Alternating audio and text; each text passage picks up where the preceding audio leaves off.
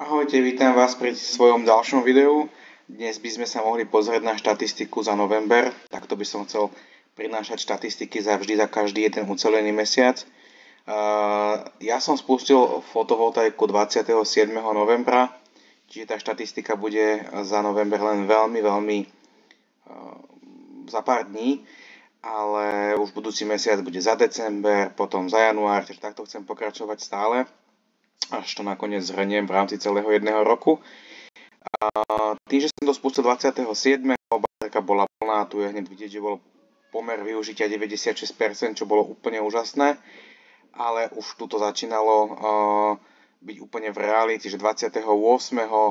Je vidieť, že bolo zamračené len 13% a takto každý deň. No keď to zhrnieme celé, ako to dopadlo za celý mesiac, tak tu je vidieť, že spotreba domu za tých pár dní bola 107 kWh, spotreba z fotovoltiky z toho bola 40 kWh, musel som nakúpiť 67 a teda 37%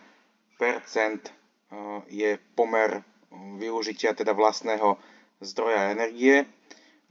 Keď sa pozriem zatiaľ na týchto pár dní na december na porovnanie, december je horší, tu je hneď vidieť, že 37 kleslo na 27%, čo je teda dobrý skok na to, že ide len o pár dní, ale máme veľmi tuhý december, je 6.12.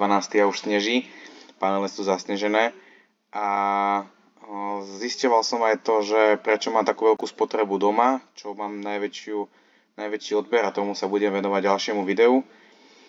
Takže zatiaľ toľko a keď si pozrieme v rámci celého roka, tak som zatiaľ na pomere 31% pri 10 kW píkovej elektrárni a bungalovu s jedným zdrojom kúrenia a to tepelným čerpadlom.